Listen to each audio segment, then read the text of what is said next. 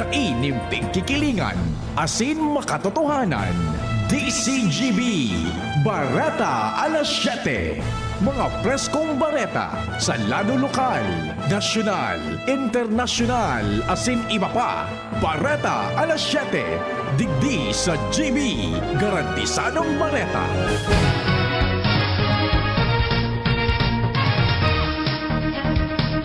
Maray maaga mga tugang oya po ang mga bareta ngunyan na Sabado. Kami ang maatod kan bareta. Ako po si Jasmine Balor.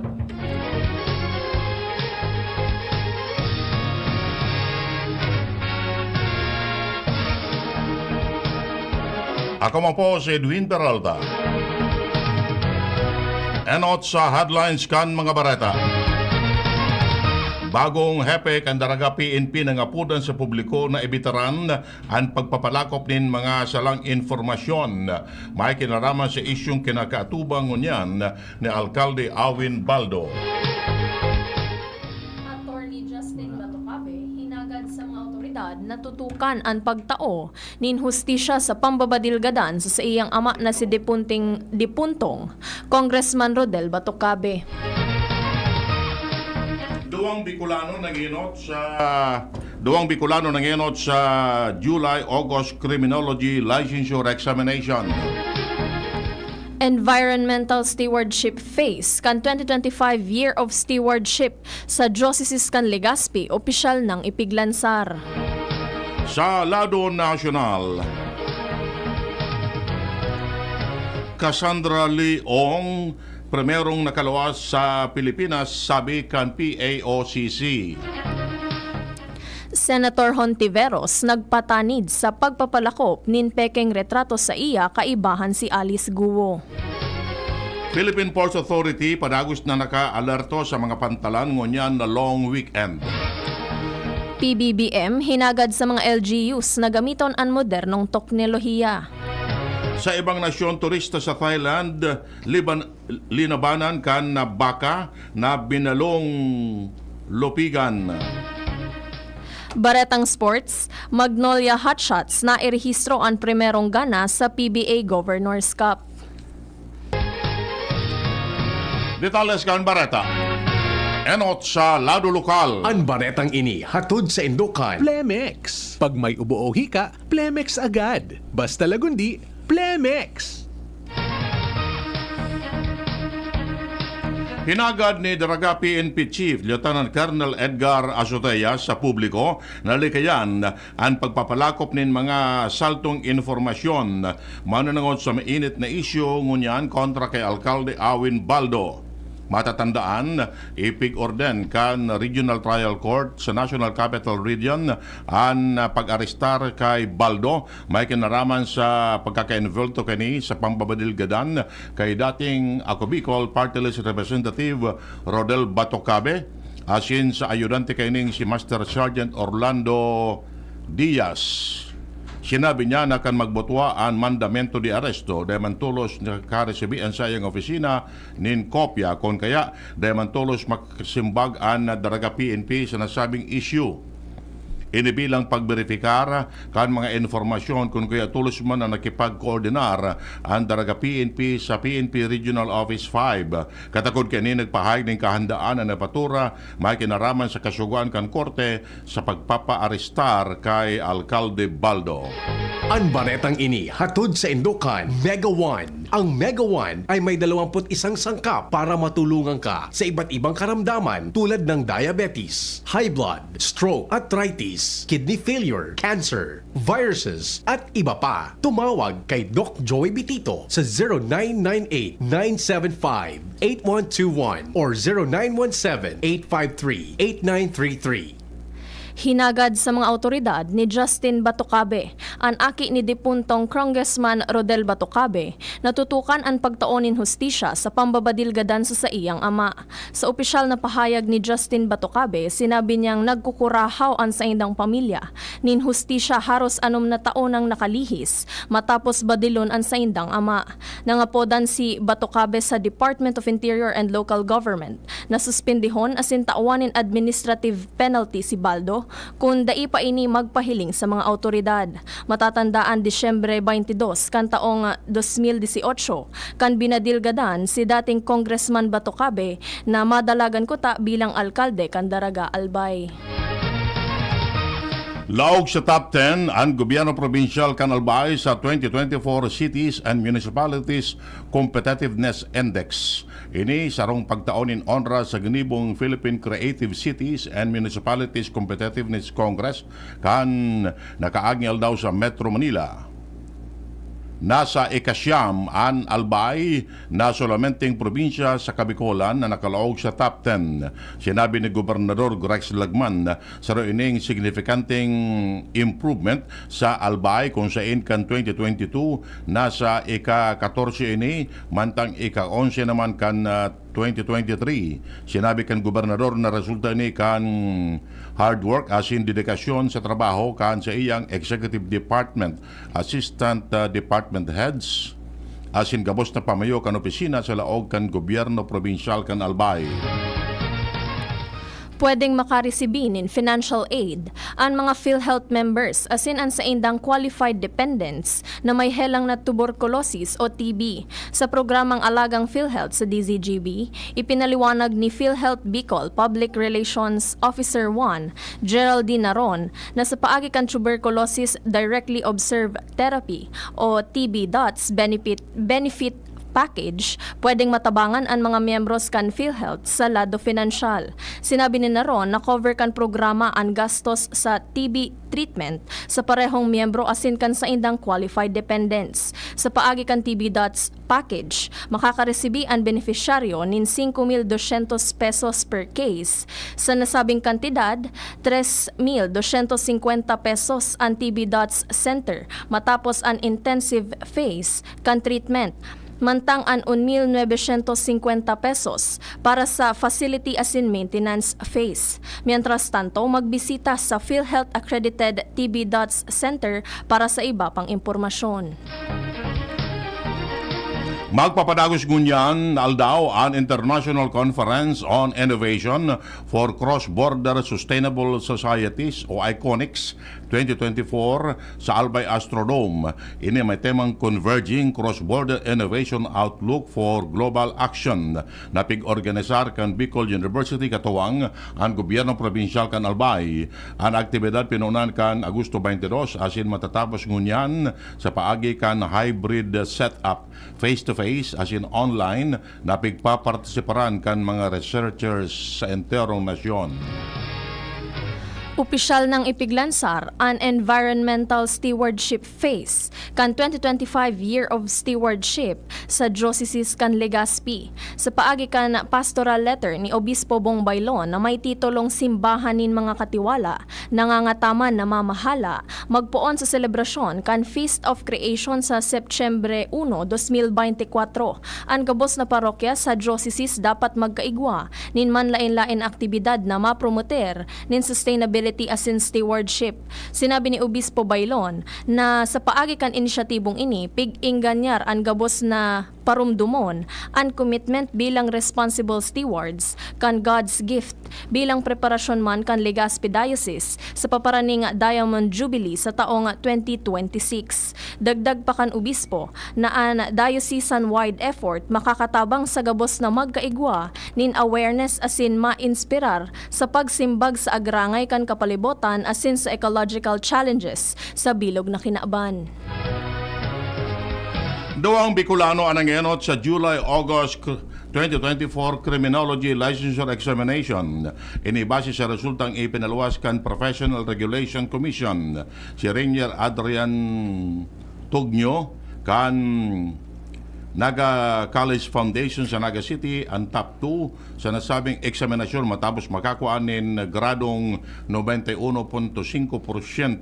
Mientras na si Jim Paul Gomez kan Mabini College sa Daet Camarines Norte top 6 sa listahan na may markang 91%.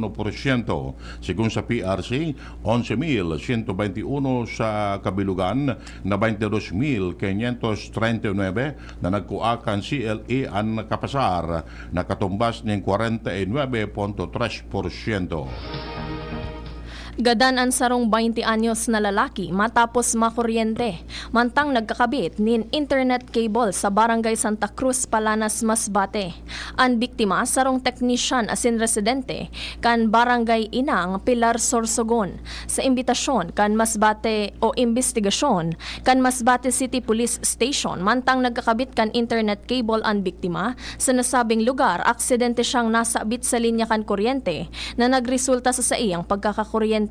Tulos man na dinara ang biktima sa pinakaharaning ospital para sa medikal na atensyon, alagad idiniklarar ining dead on arrival kan attending physician. Yan ang primerong kabtangkan mga bareta. Ang iba pa pagkatapos kani. At ngayon, ang pinakabago, ang pinaka-epektibong food supplement na mabusising ginawa sa Amerika at matapos at 3 taon, aprobado na ng FDA. Mega One, ang evolusyonaryong produkto na nagtataglay ng 21 natural na mga komposisyon na nakatutulong upang palakasin ang immune system at ang ating kalusugan. Para sa karagdagang impormasyon, Maaaring pumunta kay Doc Joey Bitito sa Barangay 18, Cabangan West, Legazpi City, kaharap lang ng Bangko Sentral ng Pilipinas. O tumawag sa 0998-975-8121 or 0917-853-8933 para sa free consultation sa natural medicine. bisitahin din ang aming Facebook pages, Mega One-Superfood at MHC Bayanihan Official. Mega One, evolusyon para sa kalusugan. Surf! Surf Active Clean Instant Galing. Instant ang white, instant ang bango. Mula babad, instant white, instant bango. Whitens in as fast as 1.5 minutes. Based on internal technical tests on cotton after one wash, results may vary. Surf Active Clean Instant Galing. Surf Singaling ng mamahalin. Versus Brand X based on technical tests on polyester. Ano man ang atubangon ta, sigon si Shine, perming kaibahan ta. Servisyo niya na matean ta, Legazpi City feels so good. Ang sabador na malalaoman ta, sigon si Sunshine Imperial. Kapos sa sektor, tinatabangan niya, serbisyong Sunshine Imperial. Programang sanidad asin pang salud, para sa gabos na Legazpenyo. Kung si Sunshine at your service pro, para sa gabos na Legazpenyo. Legazpenyo, Legazpenyo, serbisyong Sunshine Imperial. Legazpenyo, Legazpenyo, serbisyong Sunshine Imperial. Experience a night filled with extraordinary joy, love, and inspiration through music and praise. Experience God's love in a beautiful way. Nasa iyong palad ang iyong likha. Come, celebrate your faith and receive God's more with the Expand Worship Celebration 2024, a benefit worship concert with Brother Bo Sanchez, our renowned motivational speaker, Catholic lay preacher, book author, and founder of the Feast and Light of Jesus Family, along with Brother Alvin Barcelona and Brother John Escoto, happening on August 24, 3 p.m. onwards at the Ibalong Center for Recreation, Legazpi City. Tickets are available at the LCC Business Center near you. Visit, like, and follow The Feast Bicol for more details and promos. Brought to you by The Light of Jesus Family, The Feast Bicol Community. Madya, makisumaro, magresibi. Be part of this bigger mission, and together, let's receive God's more. Hashtag Receive Expand Worship Concert 2024.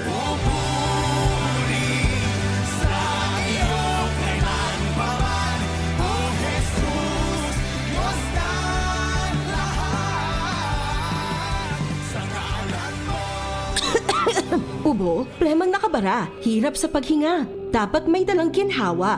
Kaya lagi kong bitbit, Plemex Forte Capsule. Ang Plemex Forte Capsule ay gawa sa halamang lagundi. Ginhawa sa ubo at hika. Magaan dalhin, madaling inumin. Plemex Forte Capsule. Basta lagundi, Plemex. Vitex Nagundo L is the generic name of Plemex Forte. If symptoms persist, consult your doctor. Tanggal ang plema, tigil ang ubo. Maluwag ang paghinga sa Plemex Forte. Basta lagundi, Plemex. Ang Plemex Forte Lagundi Capsule ay mabibili sa pangunahing butika o drugstore na malapit sa inyo. Mahigos, makinabang, madali mandulukan. Dako lang napatunayan sa tuyang namatean. Magpadakos ang serbisyo na pinunan. Mabuluson ang burabot ni kauswagan. Serbisyong may puso lang. J-E-S-A-P, Jazzy Jessup Salceda. Si J-E-S-A-P, Jazzy Jessup Salceda. Si J-E-S-A-P, Jazzy Jessup Salceda.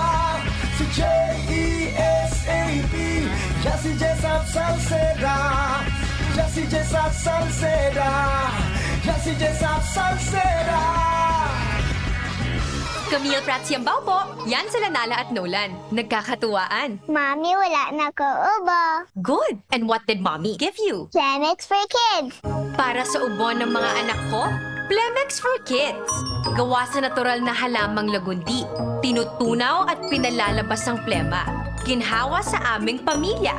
Plemex for Kids.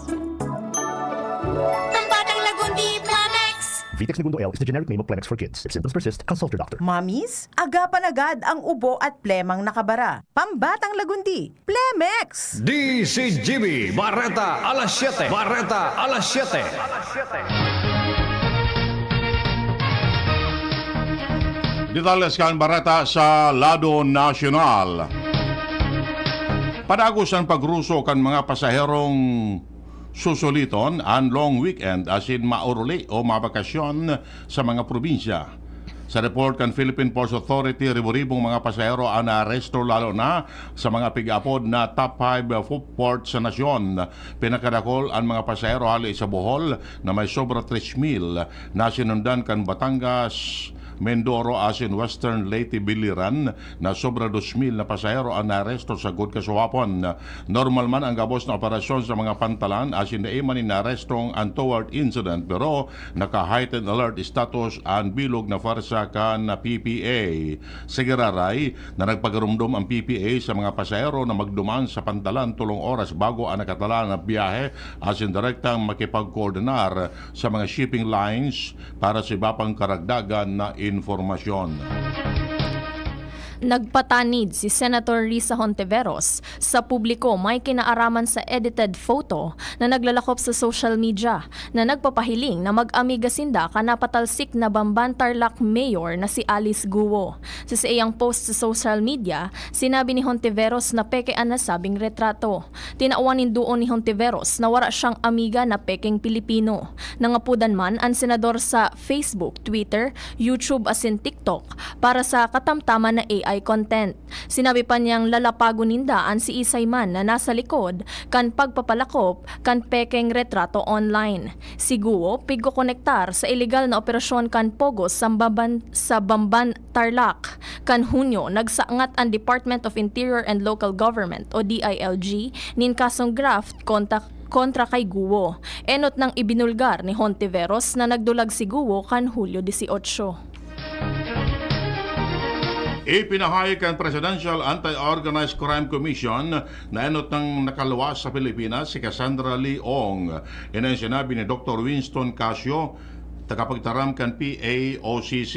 Sinabi niyang base sa iyang natatandaan kan Hunyo 12 o 14 nakali sa Pilipinas si Ong mantang sinda Ali Sheila asin Wesley Guo posibleng naglaya sa nasyon kan Hulyo. Magigirumduman, enot nang ipinahayag ni Senador Risa Hontiveros na ang nakaaging bulan pa nakadulag paluluwa sa Pilipinas si Guo. Kinarampag ni Presidente Ferdinand Marcos Jr. ang mga lokal na opisyal na pakusugon ang digitalization sa mga lokal na proseso para maging madali ang paghatod kan serbisyo sa publiko. Sa iyang pagtaram sa Local Governance Summit 2024 sa Pasay City kasuod mang aga, tinauwanin doon kan Presidente ang importansya kan digitalization para mapakusog ang pang-oral daw na operasyon kan lokal na gobyerno. Buko man sekreto sa mga local executives, sigon kay PBBM, ang naatrasong mga transaksyon maski sa simpleng dokumentasyon Asin an nagsasapar iyo an mga ordinaryong namamanwaan na nangangaipo kaini asin an solamenteng solusyon iyo an digitalization. Sinabi kan presidente na naghihiro na an national government sa paagi kan caravans para isulong an ELGU system asin ituro sa LGUs an electronic business one-stop shop para pisilan ang publiko sa saindang transaksyon sa gobyerno. Dakulang bagay ang digitalization dahil makikinabang ini asin makakatabang sa iba-ibang aspeto arog kan urban planning, pagdisenyo sa infrastruktura, siring man maski sa simpleng proseso nin pagkuha nin business permit.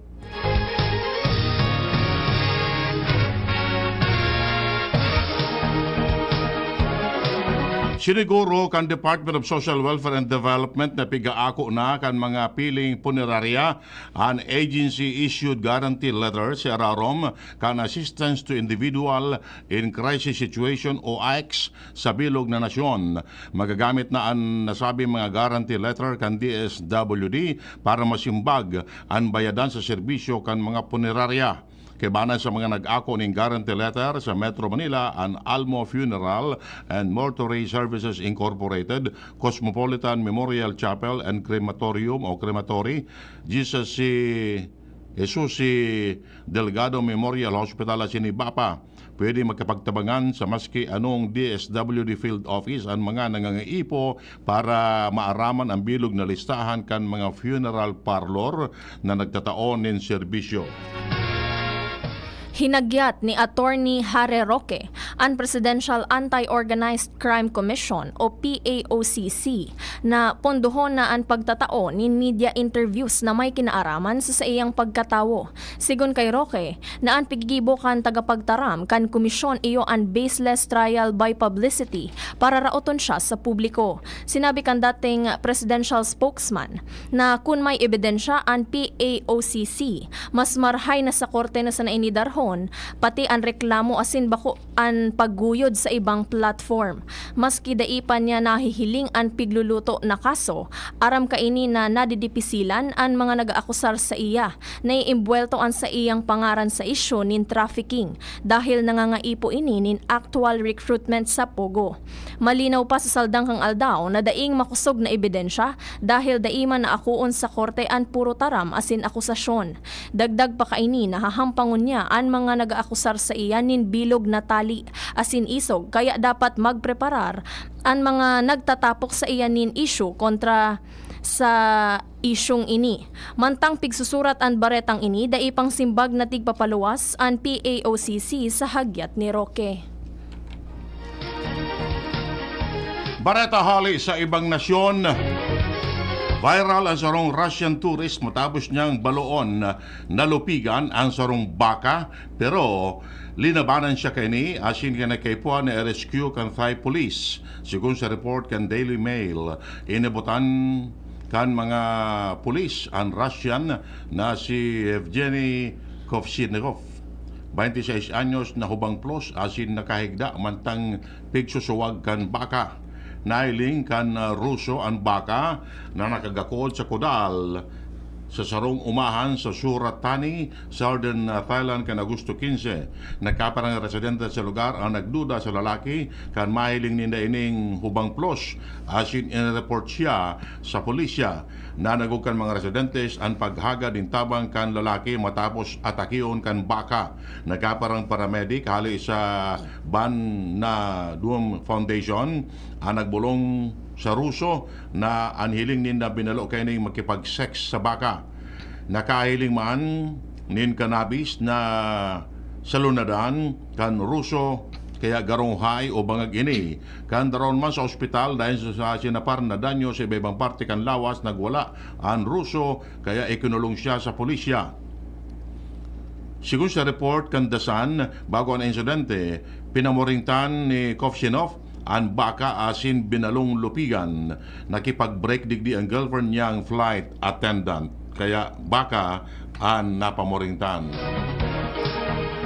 Baretang Sports, nakuha kan Magnolia Hotshots ang primerong paggana sa PBA Governors Cup matapos na ilang paso ninda ang Converge Fiberxers sa score na 105-93. Nagtabangan sinda Ian Sangalang, Mark Baroka asin import Glenn Robinson III para makuha ang crucial baskets. Enot kaini pugol kan Converge ang advantage kung sain uminabot na sa 21 puntos ang lamang ninda sa good sa binukod ini kan Magnolia sa last quarter.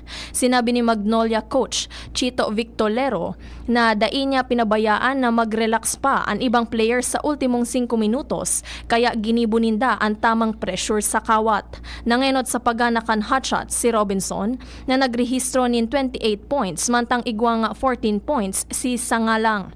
Nasayang man ang nagibong 26 points, 8 rebounds asin 5 assist ni Scotty Hampson kan Converge.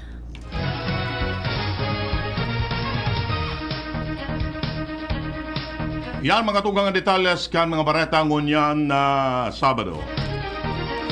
Sa pangarang kan mga pagriba, Mardila, Jenny Balyaran sa News Base, June Napolis Salado Technical. Kami po ang nagatud kan bareta. Ako po si Jasmine Baloloy. Ako man po si Edwin Teral na nagsasabing salamat po kan sa inyong pagantabay. Masunod na si Mr. M. Yan ang DCGB Bareta alas 7. Abangan giraray sa aga. An hapon, masunod na pagkalipas ng kaini. Kapag nagkakaedad na, mas importante ang proper lifestyle. Jogging tayo pa! Sige nak! Maliwanag ang benepisyo ng tamang pagkain at ehersisyo, kasama pa ang pag-inom ng Optin. May nutrients ng lutein, vitamin C, E at zinc. Parte na ng aking daily regimen. Ganda talaga ng view dito pa. Kitang-kita! Mahalagang paalala, ang Optin ay hindi gamot at hindi dapat gamitin panggamot sa anumang uri ng sakit. Labanan ang maagang panlalabo ng paningin sa tulong ng Optin. Kitang-kita ang kalusugan.